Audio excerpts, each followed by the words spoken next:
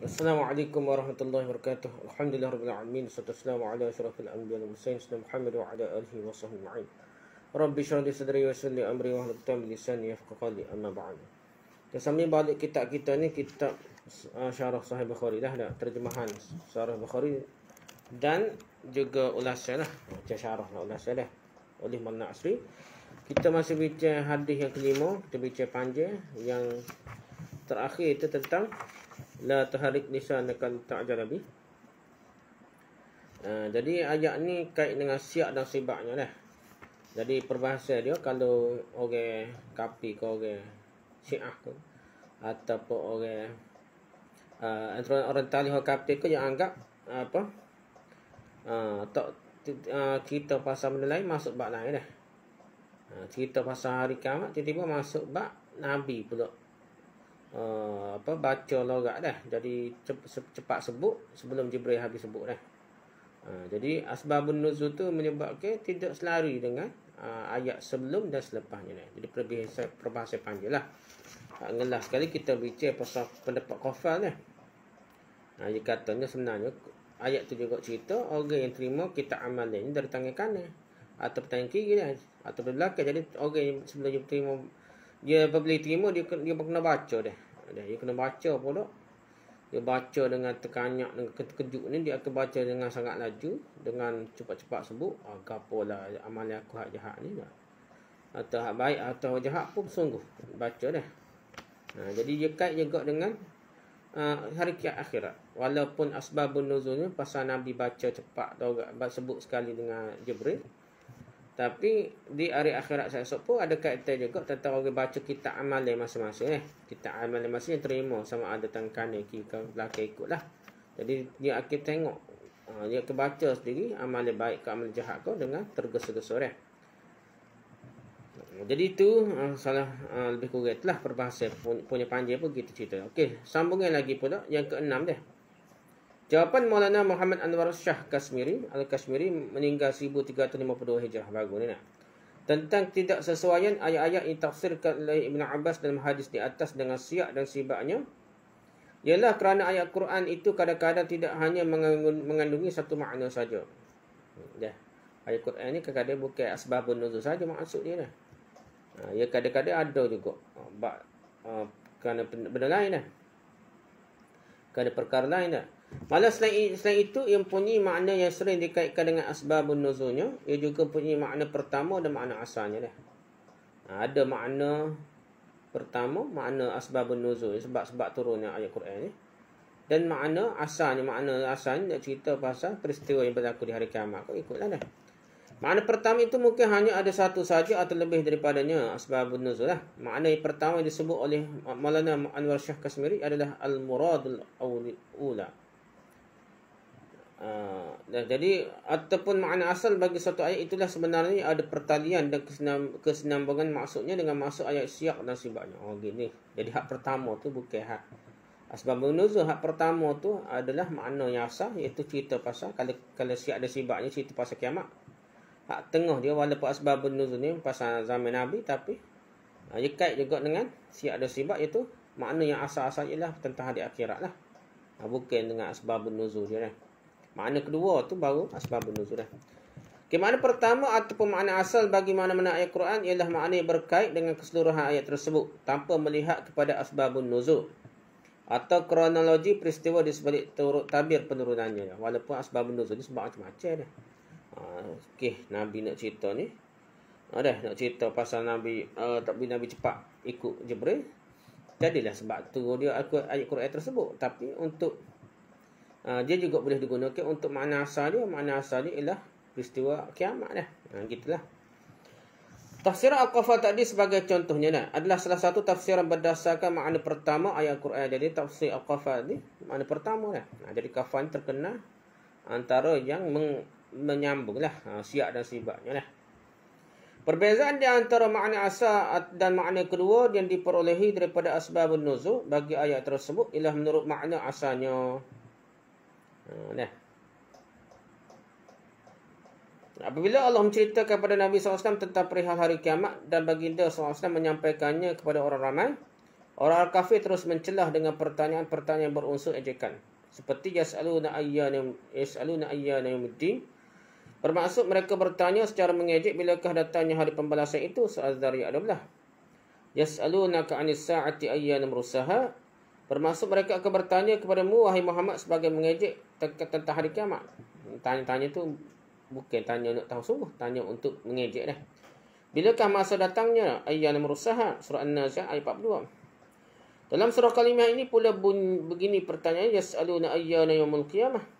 Dan bermaksud dia bertanya secara mengejeklah, yas'alu ayyana yaumul qiyamah, bilakah datangnya hari kiamat itu. Soal qiyamah ayat 6. Jadi provokasi seperti itu telah menyebabkan Nabi SAW hampir-hampir membalas ejekan tersebut dengan mengucapkan sesuatu sehingga digambarkan oleh Al-Quran bahawa lidah baginda SAW sudah bergerak-gerak. Seolah-olah jawapan yang ingin diberikan oleh baginda itu hampir-hampir terpacu saja dari bibirnya. Tapi tindakan tersebut telah dihalang oleh teguran daripada Allah SWT yang mengingatkan bahawa tugas menjelaskannya adalah kerja Allah, bukanlah kerjamu. Ini tafsiran lain pula lah. Dah. Anwar Kashmiri dah. Jangan sekali-kali engkau membuka mulut untuk membicarakan tentang bilakah masa akan berlaku kiamat itu. Allah seterusnya berfirman, Inna alina jam'ahu wa Qur'anah. Menurut tafsiran Maulana Anwar Shah Kashmiri dia, ini ulama dia Bindi yang terkenal dah. Maksudnya ialah berdasarkan janji yang telah dibuat, kami akan mengumpulkan kembali komponen-komponen alam yang telah berselarakan pada hari mahsyar nanti. Kami sendiri juga akan menerangkan tentang perihal hari kiamat itu dari semasa ke semasa sesuai dengan keperluan dan maslahat kami dalam Al-Quran. Gitulah Anwar Kashmiri kata dah. Firman Allah seterusnya, fa idza qara'na fattabi' Qur'anah. Ditafsirkan oleh Maulana dengan katanya, apabila kami membaca ke ayat Quran tentang kiamat, beramallah engkau sesuai dengan kehendaknya. Di samping itu suruhlah orang-orang lain juga bersiap sedia untuk menghadapinya, menghadapi hari kiamat lah. Firman Allah seterusnya, thumma inna alina bayanah. Menurut Maulana maksudnya ialah kemudian seperti telah dijanjikan, kami akan menzahirkannya hari kiamat dengan tiupan sangkakala dan sebagainya. Bayanah gitu dah. Manakala makna kedua ni al-muradus tsanawi yang diperolehi daripada asbabun nuzulnya. Itu makna kedua tu, bahawa asbabun nuzul bukan makna pertama, makna kedua dah. Pula ialah sebagaimana yang diceritakan dalam tafsir Ibn Abbas sebelum ini, itu makna yang kedua. Makna kedua apa boleh huraf panjang lagi dah. Nabi ni tak tergesa-gesa nak takut tak ingat dah. Kita pun gitulah belajar apa kadang tak perlu kita ikut guru kau ataupun telajak cepat nak boleh ilmu tu. Telajak dah tak sampai masa lagi pun logat dah. Ada setengah tak sampai masa lagi logat nak mengajar dah. Budak lagi dah. Panggil ustaz budak dah mengajar dah. Rata-rata ilmu tak ada dah. Ilmu tak ada, bahasa Arab lemah main macam-macam lah. Tu gitulah jadi dah. Jadi jangan tergesa-gesa lah. Tu pengajaran untuk asbabun nuzul bagi yang kedua lah. Untuk asbabun nuzul tu boleh kait lagi dah. Pengajaran je dah. Tak apalah. Okay, lepas tu dia kata, antara contoh lain yang diberikan oleh Maulana Anwar Shah Kashmiri dalam menjelaskan perbezaan di antara makna pertama atau makna asal dan makna kedua yang diperolehi daripada asbabun nuzul ayat Quran ialah firman Allah di bawah ini. At-talaqu marratan fa imsakum bima'rufin aw tasrihun biihsan. Bermaksud talak yang dapat dirujuki itu 2 kali lah. Nah, setelah itu boleh rujuk lagi dengan cara yang ma'ruf atau menceraikan dengan cara yang baik. Surah Al-Baqarah ayat 209. Mentafsirkan tasrihun biihsan dengan menceraikan buat kali ketiga ada tersebut dalam satu hadis mursal riwayat Abu Razin. Tasrihun biihsan tu maksudnya apa? Cerai kali ketiga lah. Jadi waktu dipanggil dalam riwayat hadis mursal. Dan ia merupakan makna kedua berdasarkan sebab nuzul bagi tasrihun biihsan. Jadi tasrihun biihsan tu makna kedua yang kata ni sebab hadis mursal ni lah. Abdul Razak telah meriwayatkan hadis Abu Razi itu dalam Musannaf Ibn Abdul Razak lah. Berikut adalah lafaznya Abdul Razak an Thawri an Ismail an Abi Ruzain qala ja'a rajulun faqala ya Rasulullah asma'u Allah yaqulu at-talaq marratan fa aina ats-thalithatu qalat at-tasrih bi ihsan. Bermaksud Abu Razi meriwayatkan katanya ada seorang lelaki datang lantas dia bertanya katanya wahai Rasulullah saya dengar Allah berfirman talak 2 kali, mana yang tiganya? Jawab Nabi SAW, at-tasrih bi ihsan. Sebenarnya Abdul Razak hadis ni dengan lafaz yang sama diriwayatkan juga oleh Abu Daud dalam marasilnya. Marasil Abu Daud lah mursal. Mursal ni apa kata? Tak sampai ke Nabi dah. Jadi dia putus sahabat antara tabi'in itu dengan sahabat tak ada lah. Al-Bahaqi, Ad-Darqutni dan Ibn Abi Syaibah juga ada meriwayatkannya dalam kitab masing-masing dengan sedikit perbezaan pada lafaznya. Golongan Syafi'iyah berpegang dengan makna kedua ayat ini yang berdasarkan sebab nuzulnya. Hadis Abu Razi itulah alasan mereka. Golongan Hanafiyah pula berpegang dengan makna yang pertamanya. Makna pertama, tasrih bi ihsan menurut mereka ialah tidak merujuk kembali kepada isteri setelah dicerai. Sama ada dengan A menceraikannya buat kali ketiga atau B terus tidak merujuk selepas talak kedua dilakukanlah sampai habis iddah. Itulah makna pertama bagi tasrih bi ihsan. Jika tidak dilihat atau diambil kiralah hadis mursal Abu Razin tadi. Kalau tasrih bi ihsan itu dipakai dengan makna talak yang ketiga semata-mata, maka apakah artinya firman Allah dalam ayat berikutnya? Fa in talaqaha fala tahillu lahu min ba'du hatta tankiha zawjan ghayrah. Fa in talaqaha fala junaha 'alayhima an yataraja'a in zanna an yuqima hududallah wa tilka hududullah yubayyinaha liqaumin ya'lamun. Bermaksud kemudian jika si suami mentalaknya dengan talak yang kedua, maka perempuan itu tidak lagi halal baginya sehinggalah dia berkahwin dengan suami yang lain. Sudah talak kedua lah, talak ketiga ni maksudnya. Setelah itu jika suami lain itu menceraikannya pula, maka tidak ada dosa bagi keduanya bekas suami pertama dan isteri itu untuk berkahwin kembali. Jika kedua-duanya berpendapat akan dapat menegakkan hukum-hukum Allah. Itulah hukum-hukum Allah diterangkannya pada kaum yang mahu mengetahui. Surah Al-Baqarah ayat 230. Bukankah ia akan memberi erti talak yang tersebut dalam ayat ini adalah talak yang keempat? Ada. Kena pakar sambung tasrih bi ihsan, lepas tu pakar ayat ni pula. Jadi seolah tasrih bi ihsan talak jadi talak keempat lah ni nak dia kata dah. Lepas tu padahal ulama telah bersepakat tentang talak itu hanyalah setakat 3 kali sahaja. Menurut ulama dalam mazhab Hanafi, ayat 230 surah Al-Baqarah itu tidak menceritakan tentang talak ketiga atau talak keempat dah. Ia dikemukakan hanya untuk menjelaskan salah satu daripada dua bentuk, iaitu tasrih bi ihsan yang telah disebutkan sebelumnya. Telah pun dikemukakan sebelum ini bahawa makna pertama al-muradul ula dah. Bagi tasrih bi ihsan itu ialah tidak merujuk kembali kepada isteri setelah dicerai. Dah maksudnya tak kembali, tidak rujuk kembali pada isteri setelah dicerai. Sama ada dengan A menceraikannya buat kali ketiga atau B terus tidak merujuk selepas talak kedua dilakukan sampai habis iddah.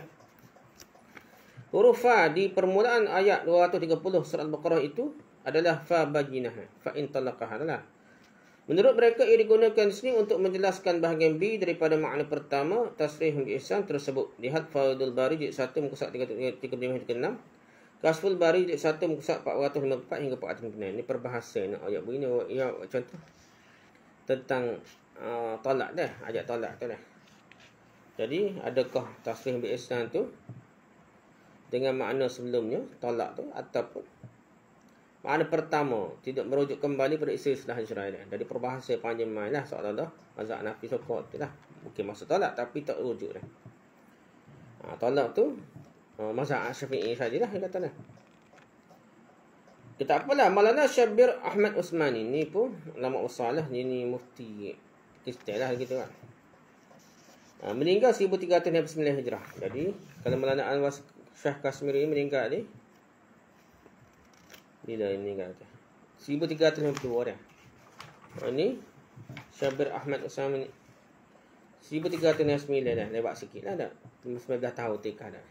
17 tahun tikah. Jadi lebih awal nak Anwar Shah Kashmiri yang meninggal dah. Jadi Maulana Syabir Ahmad Usmani ni mufti pertama, dikatakan mufti pertama Pakistan kan. Nah. Maulana Syabir Ahmad Usmani meninggal 1369 Hijrah di sependapat dengan Maulana Anwar Shah Al-Kashmiri dalam masalah ini. Beliau telah memberikan contoh yang lebih jelas dalam kitab Tafsir Bijah, iaitu Tafsir Usmani ketika membincangkan firman Allah di permulaan surah Hud. Bismillahirrahmanirrahim.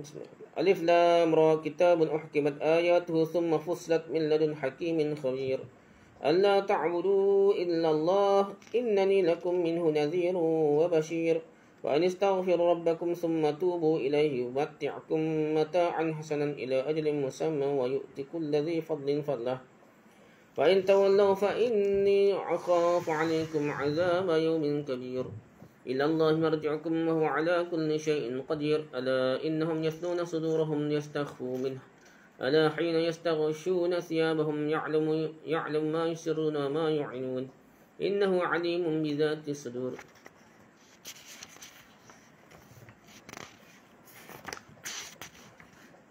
Sikit lagi dah. Jadi bermaksud alif lam ra, Al-Quran adalah sebuah kitab yang ayat-ayatnya tersusun dengan rapi. Kemudian dijelaskan pula kandungannya satu persatu. Susunan dan penjelasan itu adalah dari sisi Allah yang maha bijaksana lagi maha mendalam pengetahuannya. Al-Quran, yakni Al-Quran demikian sifatnya turunkan oleh Allah supaya kamu tidak menyembah selain Allah. Katakanlah wahai Muhammad, sesungguhnya aku adalah pemberi peringatan dan pembawa berita gembira kepadamu daripada Allah. Dan hendaklah kamu minta ampun kepada Tuhanmu dan bertaubat kepadanya. Jika kamu mengerjakan yang demikian, nescaya dia akan memberikan kamu nikmat kesenangan hidup yang baik di dunia hingga ke suatu masa yang tertentu. Dan di akhirat pula dia akan memberi kepada tiap-tiap orang yang punya kelebihan dalam sebarang amal yang soleh akan pahala kelebihannya itu. Dan jika kamu berpaling membelakang ketiga perkara itu, maka sungguhnya aku bimbang kamu akan ditimpa azab hari kiamat yang besar huru-haranya. Kepada Allah jualah kembalimu dan dia maha kuasa atas segala sesuatu. Ketahuilah sungguhnya mereka yang ingkar itu membongkokkan badan untuk menyembunyikan perasaan buruk yang ada dalam dada mereka daripadanya. Ketahuilah semasa mereka berselubung dengan pakaian mereka sekalipun, Allah mengetahui apa yang mereka sembunyikan dan apa yang mereka zahirkan. Sesungguhnya dia maha mengetahui segala isi hati. Surah Hud ayat 1 hingga 5. Ini surah ayat 1 hingga 5 dah. Sekiranya makna asbabun nuzul ayat-ayat di atas diambil kira, nescaya kita akan dapati ayat ketiga dan keempat daripada surah Hud di atas tidaklah mempunyai perkaitan langsung dengan makna ayat yang kelimanya dah. Jadi siap dan sibak lah. Dah. Siap dia tak serupa lah tak? Kita pasal apa ni?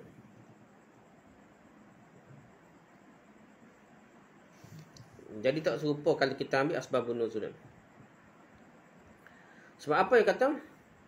Kerana mengikut tafsir Ibn Abbas, asbabun nuzul ayat yang kelima surah ini adalah berkaitan dengan teguran Allah SWT terhadap para sahabat yang keterlaluan dalam menghayati sifat malu yang ditanam oleh Nabi SAW. Terhadap malu sangat dah.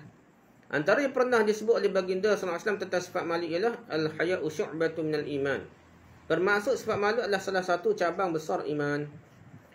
Menurut Ibn Abbas, ayat berkenaan turun berkaitan dengan tindakan para sahabat yang membongkokkan melipat dada-dada mereka kerana hendak menyembunyikan aurat daripada pandangan Allah SWT. Termasuklah ketika bertinggung membuang air atau ketika sedang melakukan persetubuhan. Apalagi Nabi SAW sendiri pernah bersabda, Inna Allah Azza wa Jalla halimun hayyun sittirun yuhibbul haya wassatri fa'idha qtasala ahadukum falyastatir. Maksudnya, sesungguhnya Allah Azza wa Jalla maha penyantun, sangat pemalu dan amat suka menutup kesalahan dan dosa hamba-hambanya. Dia sukakan sifat malu dan sifat suka menutup. Oleh itu, apabila seorang daripada kamu mandi, ia hendaklah menutup auratnya. Gitu lebih kurang dah. Namun, penghayatan sifat malu yang keterlaluan dan tidak kena pada tempatnya bukanlah sesuatu yang dikehendaki oleh Allah dan Rasulnya. Malah ia boleh menyukarkan kehidupan manusia itu sendiri. Sebagai teguran terhadap sikap yang keterlaluan itu, Allah SWT telah menyatakan bahawa dia maha mengetahui tentang segala sesuatu, termasuk apa sahaja yang mereka hendak sembunyikan. Malah dia juga maha mengetahui tentang apa yang berada dalam hati-hati mereka. Sedangkan makna awali atau makna asal bagi ayat berkenaan adalah berkaitan dengan orang-orang kafir yang cuba menyembunyikan niat-niat jahat dalam hati-hati mereka. Orang kafir yang selalu mengadakan perjumpaan-perjumpaan sulit demi melaksanakan perancangan jahat mereka. Jadi keseimbangan ayat kelima dengan ayat sebelumnya baru akan ketara apabila semuanya dilihat dari sudut pandang makna awalinya. Makna awalinya perancangan jahat kafir lah. Okey, makna pasal malu ni, hadis tadi pasal malu dah. Makna awali, makna yang awal lah bagi ayat tersebut menurut Maulana Syabir Ahmad Usmani ialah, kalau kamu tidak taat dan patuh kepada Nabi Muhammad yang diutuskan oleh Allah itu dan kamu terus menderhaka dan memberontak terhadapnya, Allah akan menyiksanya kamu pada hari kiamat nanti. Inilah yang nyata daripada firman-Nya, wa in tawallaw fa inni akhafu 'alaikum 'adzab yaumin kabir. Bermaksud, dan jika kamu berpaling, maka sungguhnya aku bimbang kamu akan ditimpa azab hari kiamat yang besar. Jadi untuk dapat menyeksa seorang pesalah, pemerintah mestinya mempunyai 3 syarat berikut ini. Pertama, pesalah itu mestilah berada dalam kekuasaannya. Bukan negara lain lah. Jauh lagi negara lain tak boleh nigat. Kalau pesalah itu berada di luar wilayah kekuasaannya, bagaimana dia akan dapat menyeksanya? Yang kedua, pesalah itu mampu diseksanya. Kalau pemerintah seorang yang lemah dan kerdil, pesalah pula seorang yang gagah perkasa, jauh lebih kuat daripadanya, bagaimana dia akan dapat menyeksanya? Yang ketiga, pemerintah memang mengetahui kesalahan yang dilakukan oleh pesalah. Kalau dia langsung tidak mengetahui kesalahan yang dilakukan oleh seseorang, tentulah tidak patut dia menyeksanya. Dia ada salah dulu baru boleh jaga. Setelah mengancam orang-orang yang berpaling dan merendahkan Rasulnya, Allah berfirman, ilallahi marji'ukum. Kepada Allah jualah kembalimu. Kalau begitu, bagaimana mereka akan terlepas daripada kekuasaannya? Tiada lagi tempat untuk mereka melarikan dirilah. Terutama hari kiamat nanti, pakat kena berlaku lah. Buat salah tak kena igat pun dah. Rasuh tak kena igat pun dah. Sekarang syarat A sudah ada. Syarat B juga ada dalam ayat yang sama. Wahuwa ala kulli syai'in qadir. Dan dia maha kuasa atas segala sesuatu. Biar sahaja pun yang memberontak dan berderhaka ditetap kerdil di hadapan Allah. Jadi bebas tang mana pun manusia ni di hadapan Allah ni kecil belaka lah. Tinggal lagi syarat ketiga. Syarat kepadanya ada tersebut dalam ayat kelima selepasnya ni. Ala innahum yasnuna sudurahum yastakhfu min ala hina yastaghshuna thiyabahum ya'lam ma yusirruna ma yu'linun innahu alimun bidzati sudur. Bermaksud, ketahuilah sungguhnya mereka yang ingkar itu membongkokkan badan untuk menyembunyikan perasaan buruk yang ada dalam dada mereka daripadanya. Ketahuilah semasa mereka berselubung dengan pakaian mereka sekalipun, Allah mengetahui apa yang mereka sembunyikan. Dan apa yang mereka zahirkan, sungguhnya Dia maha mengetahui segala isi hatinya. Kalau ikut asbab nuzul, pasal sahabat malu dah. Tapi kalau ikut siap dan sibak ni sebelumnya, cerita pasal orang kafir jahat dah. Kalau tidak ada yang dapat, kalau tidak ada apa pun yang tersembunyi kepada Allah, tentulah kesalahan manusia juga tidak tersembunyi kepada Allah. Lihatlah betapa harmoni dan saling berkaitannya maksud ayat tersebut apabila ditinjau menggunakan perspektif makna awalinya dah. Jadi cerita ni dah Maulana Syabir Ahmad Usmani pun dah. Maulana Syabir Ahmad Usmani pun serupa lah dengan Maulana Anwar Kashmiri atau apa lebih kurang lah dah. Cerita ni benda ni mesti ada kaitan makna awal ni. Makna awal dia kalau kena tengok antara makna sebelum dengan selepas, ayat sebelum dengan ayat selepasnya dah. Siap dan sibaknya dah. Siap selepas, sibak sebelumnya. Jadi dia akan memberi makna yang awal, makna yang sebenarnya dah. Walaupun kalau kita akan jumpa asbabun nuzul, kita baca kitab-kitab dah. Contohnya kitab Imam Suyuti dah. Asbabun nuzul dah. Kita akan jumpa ayat ni berkaitan antara sebab turun ayat dengan dengan ayat dah, dengan cerita keseluruhan ayat dah. Jadi ayat ni turun berecek. Tapi Nabi susun semua dah lepas tu dah dengan perintah Allah, perintah Jibril, perintah Allah lah.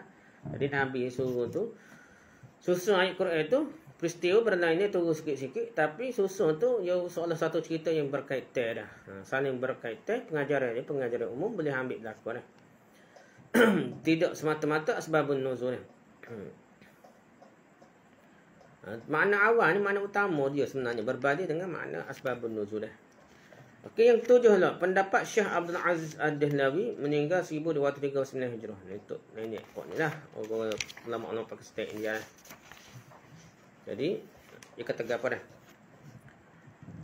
Syekh Abdul Aziz Ad-Dahlawi meninggal 1239 Hijrah dan Syekhul Hadis Maulana Abdul Rahman Amrahawi rahmatullah alaihima cuba mengaitkan ayat-ayat yang ditafsirkan oleh Ibn Abbas radhiyallahu anhu dalam hadis di atas dengan siap dan sibaknya yang membicarakan tentang hari kiamat. Dengan mentafsirkan ayat ke-13 surah Qiyamah yang berbunyi, yunabba'ul insan yawma idzin bima qaddama wa akhar. Ayat tu bermaksudnya begini. Sebenarnya ayat ini menggambarkan perihal manusia yang disoal pada hari kiamat nanti. Antara soalan yang akan dikemukakan nanti ialah kenapa kamu mengkemudiankan kerja yang sepatutnya dahulukan. Kerja yang sepatut buat selalu, tangguh-tangguh kan.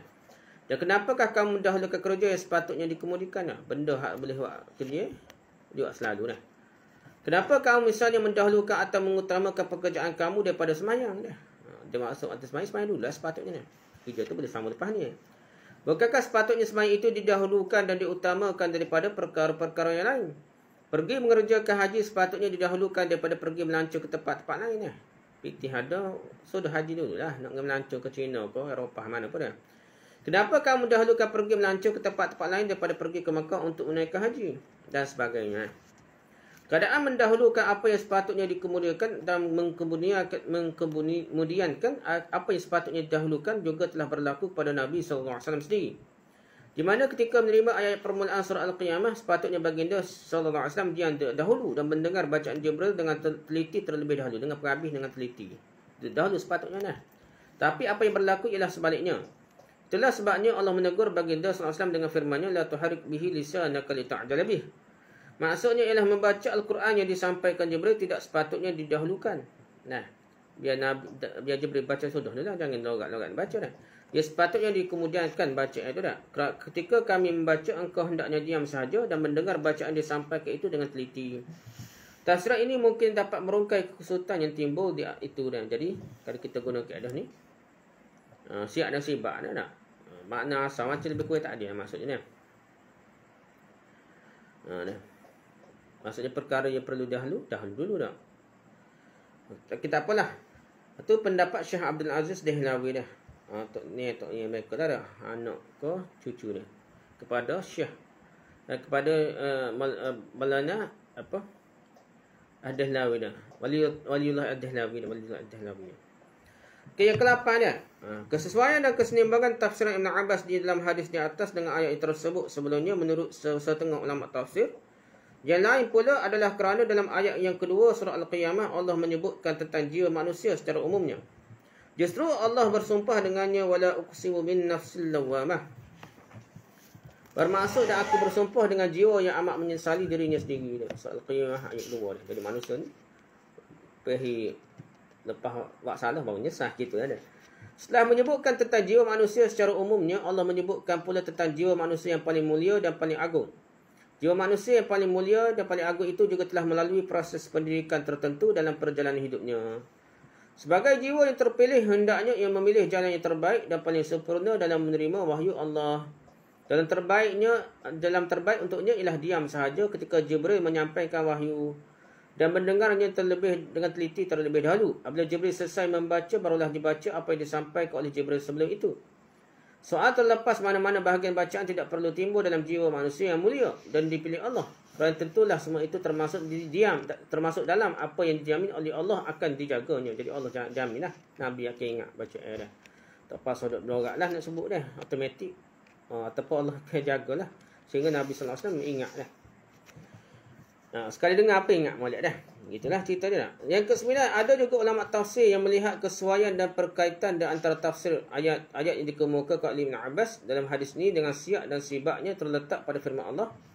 Balil insanu ala nafsihi basirah walau alqa ma'adhirah. Bermaksud bahkan manusia itu menjadi saksi terhadap dirinya sendiri. Walaupun ia memberikan alasan-alasannya untuk membela diri dia. Surah Al-Qiyamah ayat 14 dan 15. Dalam mengikuti bacaan Jibril itu, Nabi SAW juga mempunyai alasan yang tersendiri. Alasan beliau SAW ialah takut terlupa dan sebagainya. Kerana itu beliau ditegur, seolah-olah dikatakan, kalau itulah alasanmu, maka bukankah engkau sendiri tahu dan sedar bahawa kemampuan mengingat itu juga tidak akan diperolehi melainkan dengan tauhid dan pertolongan Allah. Jadi, walaupun kita takut selama mana pun, kita kena bergantung tawakal dan lebih lah. Gantung pada Allah. Kalau kita ngapal kegapo ni dah. Rezeki apa kita tawakal kepada Allah lebih dah. Dah. Sebabnya yang beri taufik, beri pertolongan, beri rezeki, beri hidayah, beri tunjuk dah. Semuanya Allah SWT berlaku. Hati kita kena kuat gantung dengan Allah berbanding dengan usaha kita dah. Kadang usaha kita kurang pergantungan hati dengan Allah, ya akan lupa juga apa dah. Begitu ke ilmu, begitu ke rezeki kehidupan kita dah. Maka tinggalkanlah kegopohan ini dan bergantunglah sepenuhnya kepada hidayah daripada Allah juga. Itulah firman Allah yang berikut ini, la tuharik bihi lisanaka lita'jala bih inna 'alaina jam'ahu wa qur'anah. Bermaksud janganlah engkau menggerak-gerakkan lidahmu untuk membaca Al-Quran itu supaya engkau segera mendapatkannya, supaya ingat molek Quran dah. Sesungguhnya kami jamin akan mengumpulkannya dan membacakannya dah. Jadi membacakan Nabi boleh baca lepas ni dah. Okey, yang ke-10, tafsiran ke-10. Sebagai ahli tafsir mengatakan kesesuaian ayat ditafsirkan oleh Ibn Abbas itu dengan dalam siyak dan sibaknya terletak dalam pada 3 ayat ini. Baik yaqulul insanu yawmidhin aynal mafar kalla la wazar ila rabbika yawmidhil mustaqar. Bermaksud maka pada hari itu berkatalah manusia yang ingkarkan hari kiamat, ke manakah hendak melarikan diri? Tak usahlah bertanya demikian. Tidak ada lagi tempat berlindung, hanya kepada Tuhanmu sahajalah pada hari itu tempat kembali. Surah Al-Qiyamah ayat 10 hingga 12. Maksud tersirat dalam firman Allah ini ialah kalau orang kafir lari daripada Allah kepada selain Allah, engkau wahai Muhammad tidak sepatutnya begitu. Kenapa engkau bergantung pada perbuatan mengulang-ulang bacaan untuk menghafal Al-Quran? Bukankah cara itu juga semacam bergantung dengan sesuatu yang lain selain Allah? Maksud bergantung dengan Allah dah. Engkau sepatutnya bertindak berlawanan dengan perbuatan mereka. Kalau begitu, semestinya engkau lari daripada selain Allah kepada Allah. Semestinya engkau bergantung kepada Allah semata-mata untuk menyempurnakan segala urusanmu. Hati tawakal itu mesti lebih. Itulah maksud tersirat di sebalik firman Allah, Inna alina jam'ahu wa Qur'anah. Sesungguhnya kami jamin akan mengumpulkannya dan membacakannya kepada mulah. Sehingga ingat Nabi dia sebut mulah. Surah Al-Qiyamah ayat 17. Maksudnya ialah jika engkau bergantung kepada jika engkau bergantung sepenuhnya pada Allah. Jadi kalau bergantung sepenuhnya pada Allah, barulah berjaya. Itulah juga maksud tersirat dalam firman Allah Ta'ala ini, Fata'alallahul malikul haqq, wa la ta'jal bil Qur'ani min qabla an yuqda ilaika wahyuh, wa qur rabbi zidni ilma. Bermaksud maka maha tinggi Allah, Raja yang sebenar-benarnya, dan janganlah engkau wahai Muhammad tergesa-gesa membaca Al-Quran sebelum selesai dibacakan oleh Jibril kepadamu. Dan berdoalah dengan berkata, wahai Tuhanku, tambahilah ilmuku. Surah ayat 114. Wa qur rabbi zidni ilma. Minta Allah tambah aku ilmu dah. Maksudnya ialah janganlah engkau bergantung kepada sesuatu yang lain selain Allah. Bergantung pada ilmu, bergantung kepada baca, bergantung kepada Google, bergantung kepada Tok Guru dah. Bergantung pada Tok Guru, betul dia bergantung pada Allah ilmu ni. Percaya ke Tok Guru terlebih hak. Tok Guru tersalah pun dah. Terajak jadi sesak apa pakar siapa sudah kita guru tak akan sesak dah, tak mungkin sesak dah. Tak boleh lah kita benar bergantung pada Allah. Tengok hujah tok guru hebat setama mana, hak kita sangat saya setama mana pun mungkin ada salah. Dan ada perkara-perkara kita terpaksa tinggal pendapat tok guru, ambil pendapat orang yang gitulah hidup dia. Bergantunglah sepenuhnya kepada Allah semata-mata dah. Kesimpulan perbincangan panjang bicara dah. Kesimpulannya ialah walaupun pada pandangan dan ilmu kita yang dangkal ini tidak wujud sebarang perkaitan di antara satu ayat dengan ayat selepasnya. Kita tengok terjemahan itu dengan tengok tafsir hak ambil daripada tafsir Ibn Abbas tu dah, daripada apa kata asbabun nuzul tu, kita tengok tak ada kaitan lah. Ayat 3 ayat 34 dengan 5 tak ada kaitan langsung. Atau sebuah surah dengan surah selepasnya pun tidak ada kaitan, tapi tetap mempunyai perkaitan yang sangat-sangat rapat dan berkesinambungan tanpa terputus di antara satu sama lainnya. Ayat antara ayat mesti ada kaitan kalau perhati model. Jika dikaji dan diperhati dari pelbagai sudut akan nampaklah ada kaitan. Kerana kalau Allah yang maha bijaksana mestilah dirunungi dengan kebijaksanaan juga. Yang kita baca orang bodoh baca buku hebat setengah mana pun tak jadi dah. Anak murid bodoh belajar untuk hebat setengah mana pun bodoh situ lah. Gitu kita kata dah. Sekiranya ayat-ayat Quran tidak diperhatikan dengan kajian dan kebijaksanaan yang mendalam, sudah pasti pedoman tersirat dan perkaitan di antara ayatnya gagal difahami. Dan demi untuk mengaitkan kesesuaian di antara ayat dan surah-surahnya yang jika dilihat dengan selayang pandang sahaja seolah-olah tidak mempunyai sebarang perkaitan. Ulama-ulama tafsir telah menghasilkan kitab-kitab yang khusus dalam menghuraikannya seperti kitab Nazmud Durar fi Tanasub al-Ayat was-Suwar. Karangan Burhanuddin Abu Hasan Ibrahim bin Umar al-Biqai. Meninggal 885 Hijrah. Ini karangan yang paling menarik, ia cerita perkaitan antara ayat-ayat dan antara surah dengan surah. Yang terdiri daripada 22 jilid kitab 22 jilid . Kesesuaian dari dan perkaitan sedemikian juga terdapat pada hadis-hadis dan bab-bab dalam Sahih Bukhari. Bukan saja Al-Quran dah. Sahih Bukhari, Imam Bukhari pun ia ada iltizam dia untuk ada kaitan dah. Ada kaitan. Hadis pun susun ada kaitan. Antara hadis pun ada kaitan, ada pendahulu, ada penutup dah. Ada maksud isyarat-isyarat tertentu dah. Sebagaimana telah kita bincangkan sebelum ini, di antara keistimewaan Sahih Bukhari yang tidak ada tolak bandingnya ialah susunan hadis-hadisnya yang saling bertautan, maknanya sama seperti Al-Quran. Jadi metod Imam Bukhari susun Sahih Bukhari ni ialah cuba meniru metod Al-Quran. Jadi bila kita mengaji maulid, kita akan nampaklah kaitan seolah rantai-rantai bersama-sama antara hadis. Sebagaimana juga Al-Quran ni, walaupun kita belajar asbabun nuzul atau tafsir yang terjemuh secara yang ambil daripada makna daripada asbabun nuzul tu, seolah tidak ada kaitan. Tapi kalau kita fikir mendalam, memang ada kaitan. Dan macamlah kita bincang sebelum ni pasal ayat cerita pasal la tuharik bihin lisan kalau ta'dil bih tu, asal-asal asbabun nuzul tu pasal nak tegur Nabi dah. Itulah banyak riwayat Ibn Abbas cerita pasal nak tegur Nabi yang logat nak ingat ayat Quran tu. Tapi apabila kita perhati molek, sebenarnya cerita ni pasal ayat siak dan sibak dia sebelum dan selepas ayat tu ada kaitan dengan hari kiamat. Jadi cerita ni orang terima kitab amalannya, dia akan berlogak nak baca dia. Jadi bibir dia logak dia. Jadi lepas tu barulah Allah tegur juga dah. Tegur juga. Allah sudah berlogak lah lebih kurang dah. La tahrik di sini kata Nabi. Jadi aku akan baca sendiri dah. Kamu akan baca dan kamu faham sendiri. Jadi relax. Mak akan tahu semua. Amalan kamu ni. Gitulah cerita dia. Okey. Intisari hadis ni. Antara pengajaran dan panduan yang telah dirumus oleh para ulama daripada mafhum hadis ini ialah elok sekali guru mengajarkan suatu pengajaran kepada murid-murid secara praktikal demi memudahkan pemahaman mereka. Jadi pengajaran ni, kalau cerita pasal hadis ni, Nabi juga cerita secara praktikal lah. Jadi ada lah ni nak tiru sistem orang putih, nak hapuskan exam oriented dah. Sistem pengajaran secara paksa ni dia nak buat secara praktikal dia. Baguslah, tapi apabila dilaksanakan Indonesia tidak jadi gitu dia. Tak jadi support tempat orang putih dia. Jadi Nabi dia banyak yang ngajar tu bukan ikut kitab pun kita tak cara Sahih Bukhari sebutir-sebutir tidak. Nabi tengok situasi dia. Apa hak depan Nabi, situasi yang berlaku depan Nabi boleh jadi pengajaran bagi umat. Nabi akan hajar tu dah. Jadi macam hidup lah, ilmu yang hidup. Praktikal. Macam kita belajar kat hands on lah. Belajar elektrik, hands on, pasal lampu, pasal gapo, pasal kipas, pasal gapo, kira terus di lapangan ni. Bukan lagi dia bicarakan teori. Lebih cepat faham lah. Lebih mudah nak praktikkan dalam kehidupan ada gitulah. Yang kedua, yang kedua, kemampuan menghafal Quran adalah anugerah Allah SWT. Walaupun pada hakikatnya menghafal Al-Quran adalah sesuatu yang amat-amat rumit, lebih-lebih lagi kepada orang-orang yang tidak menguasai bahasa Arab lah. Macam kita orang Melayu ni tak menguasai bahasa Arab, amat rumit lah. Allah SWT tetap mempermudahkannya pada siapa sahaja yang mahu mempelajarinya atau menghafal Quran. Allah berfirman dalam Al-Quran, وَلَقَدْ يَسَّرْنَا الْقُرْآنَ لِلذِّكْرِ فَهَلْ مِن مُدَّكِرٍ. Bermaksud sungguhnya kami telah memudahkan Al-Quran untuk dipelajari, termasuklah dihafal. Maka adakah orang yang mahu mengambil pelajaran? Surah Al-Qamar itu jumlah. Jadi ayat yang mudah belajar ni tafsir lah. Ada kata belajar tafsir ni kapi sesak gapo dah ngaku kan.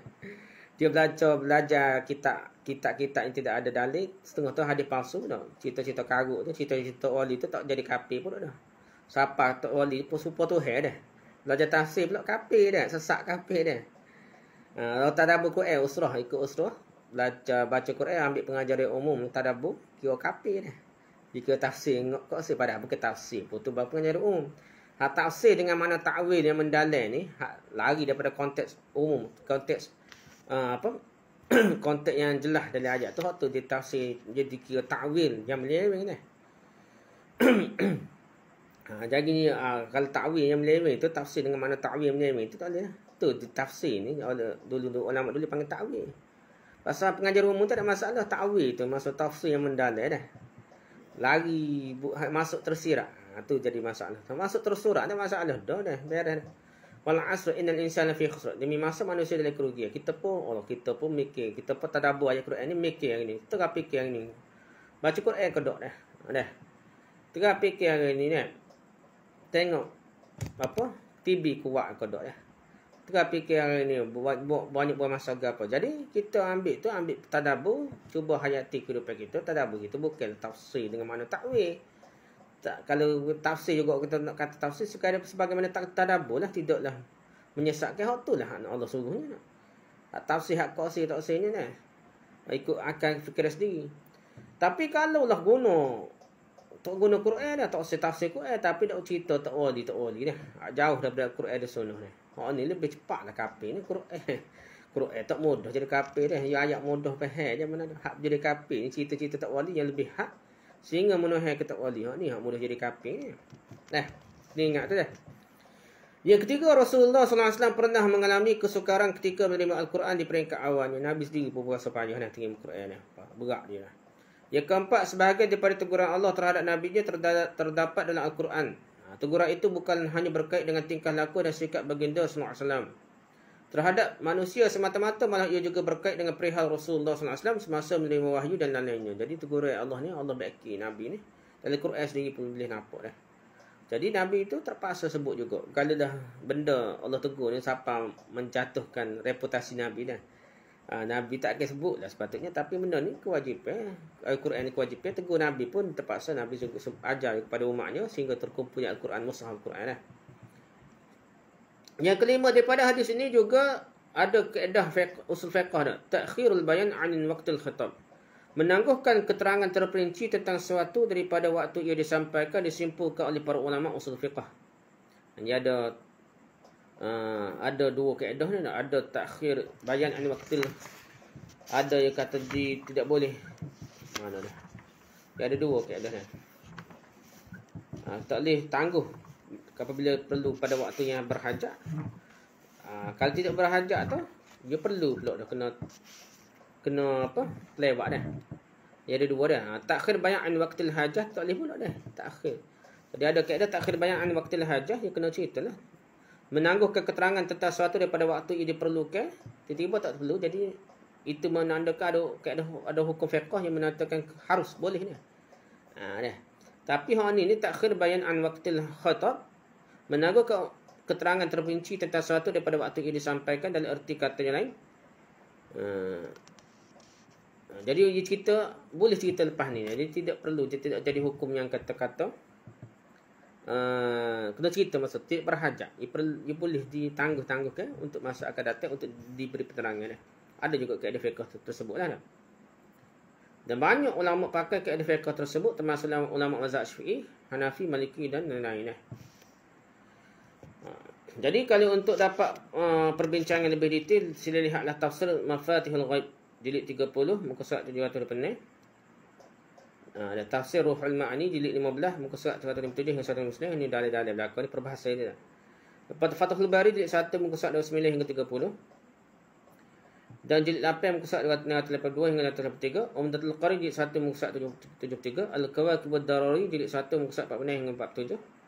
Tadribur Rawi jilid 2 muka surat 189. Irsyadus Sari jilid 1 muka surat 9 hingga 70. Lami'ud Darari jilid 1 muka surat 509 hingga 510. Faidul Bari jilid 1 muka surat 35. Faidul Bari jilid 1 muka surat 190. Kashful Bari jilid 1 muka surat 438 hingga 401. Nasrul Bari jilid 1 muka surat 134 hingga 141. Tu kita rujukkanlah. Bagi yang ingin rujuk lebih dah tentang perbincangan tentang syiak dan sibak aja. Jadi benda ni kena tahu dah. Terutama ustaz dah. Kena tahu dia jawapan dia dah. Pasal ada orang yang anti Islam ke apa dah, yang anti Quran pun ada dah. Dia kata apa yang Quran ni dah. Adanya penentang Islam yang kata tak ada kaitan ni. Pasal tengok sebab nuzul terjemahan biasa dah. Ada setengah macam terjemahan tadi memang ada ulama-ulama yang terjemah Quran ni terjemah sebagai Nabi Lailatul Hari tu khitab pada Nabi dah. Bukanlah pada hari kiamat. Jadi kita kena tahu. Perbincangan ada makna awal ni. Makna awal dia ialah makna yang ada kaitan yang berhubung antara ayat sebelumnya hingga akhir, bukan berdasarkan asbabun nuzul saja. Tadilah ada kitab kita Al-Biqa, tadi kita bicara memang cerita kaitan antara ayat dengan ayat dan antara surah dengan surah sekalipun. Begitulah perbincangan kita. Habislah hadis kelima, perbincangan yang sangat panjang tentang hadis kelima. Lepas ni kita masuk hadis ke-6 pula dah. Lain kali dah. Wallahu a'lam. Subhanakallahumma wa bihamdika, subhanakallahumma asyhadu an la ilaha illa anta, astaghfiruka wa atubu ilaik. Assalamualaikum warahmatullahi wabarakatuh.